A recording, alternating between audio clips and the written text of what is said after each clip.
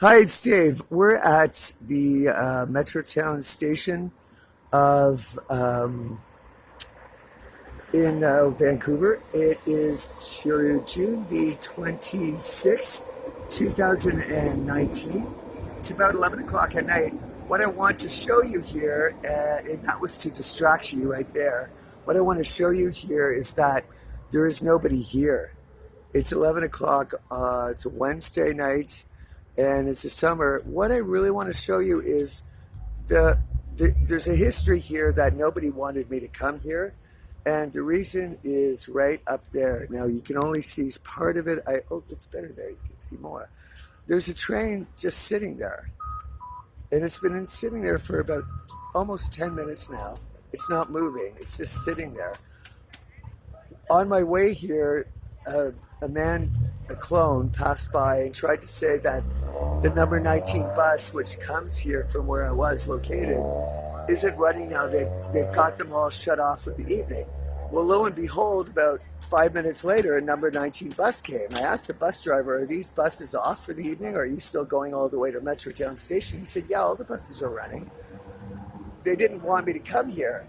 Then they had a guy get on the bus about 5 minutes before it should have arrived here, and he was yelling out at the bus driver, what time is it, what time is it?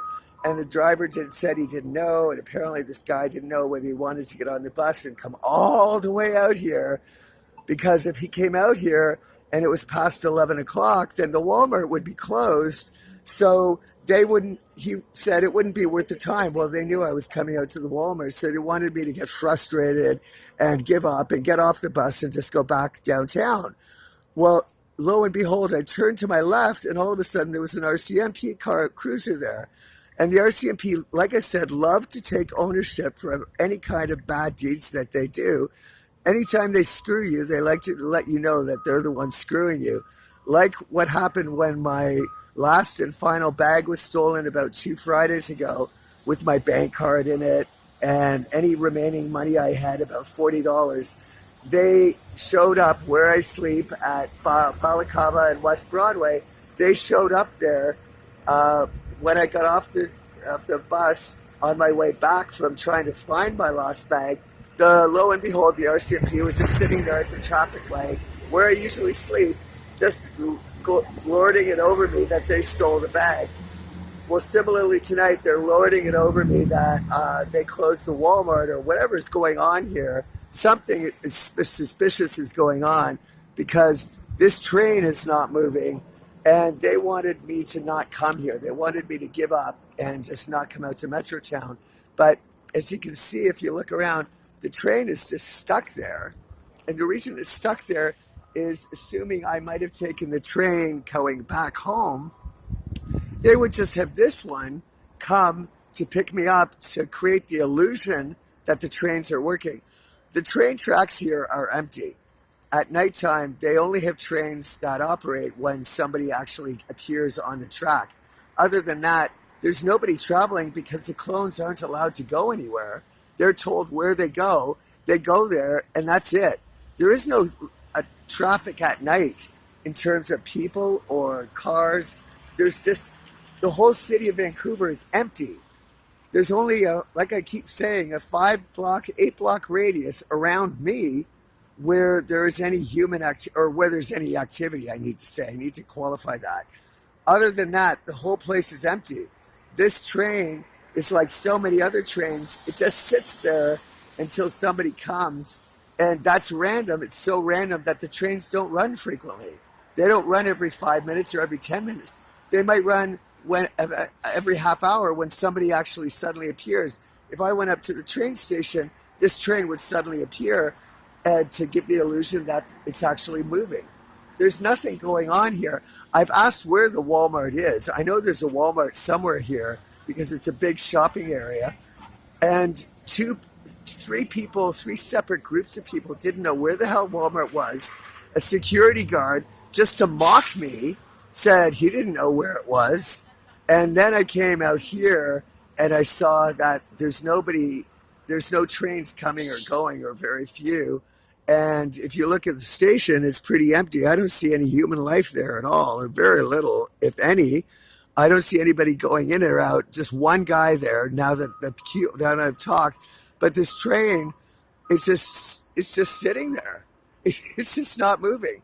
So nobody will tell me where the Walmart is. Apparently, according to the bus, it is now closed at 11 o'clock.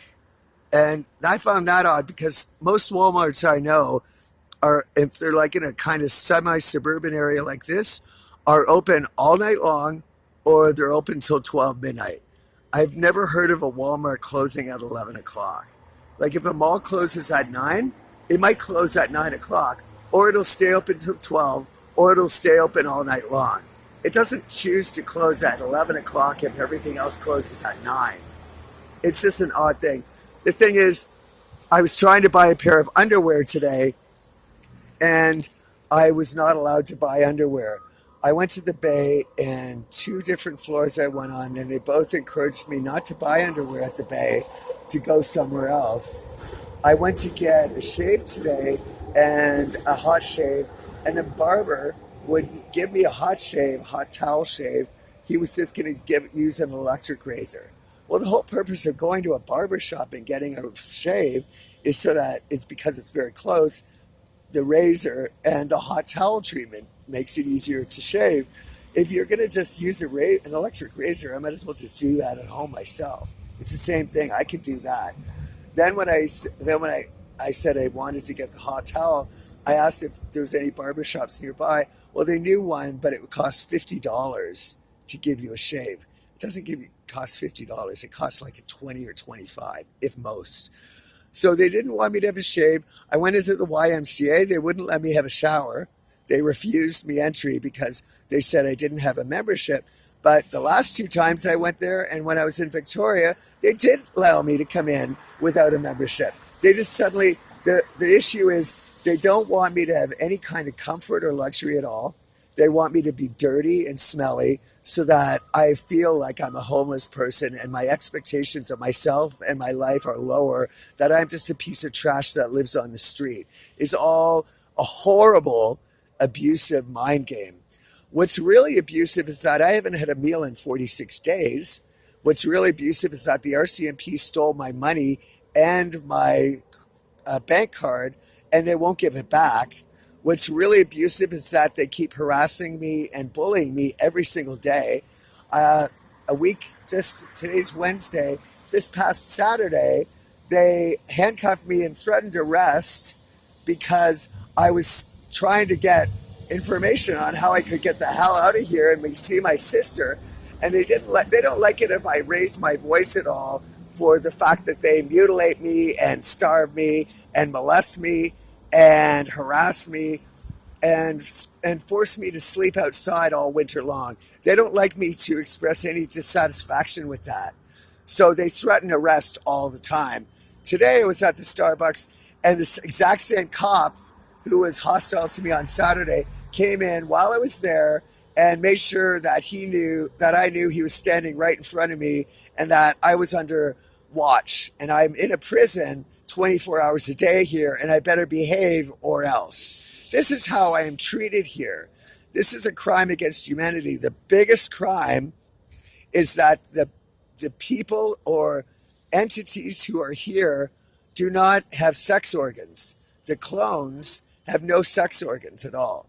None of them have penises or vaginas. So that's why I haven't been able to get laid in fucking 3 years, is because these fuckers don't fuck. At least they don't fuck humans. So I would suggest, and I'm trying to keep my swearing at a minimum given what shit that I'm going through, I would suggest that I get the fuck out of here now. This is a crime against humanity. These jackasses put a human in an environment with a species that has never been on this planet before. Keep in mind, every other animal saw these people and hightailed it out of here. There are no animals here. All the animals in the world are familiar with humans because they've coexisted with us for thousands of years. They took a look at one look at these things and fucking fled. All of them en masse. There are no animals here. So what I'm saying is that not only has a human never been exposed to these things, One human has never been put in a city surrounded by them with no other human contact and had to endure the risk and the torture of what living with these things would be like, because no one's ever done it before. No one's ever beta tested this, but they decided to throw me in and see what it was going to be like. This is a fucking goddamn farce. This is a crime against humanity, bar none. No one has ever done anything this stupid in human history. I am surrounded by a whole bunch of creatures that don't have a cock or a vagina. What does that say? What kind of life am I going to live? What kind of experience about dating, about love, about relationships, about friendships? What do I have in common with these things? And I was shoved in here. I was drugged and kidnapped by the RCMP and Stephen Harper and Jody Wilson-Raybould and Justin Trudeau, and I was shoved in here and I'm stuck. No. I demand exit immediately. No one has a cock or a vagina. They're not human. I am human. I demand to be around humans immediately. I demand my exit immediately. If I don't get it, I'm going to keep raising my voice and raising my voice and raising my voice until I get what I want.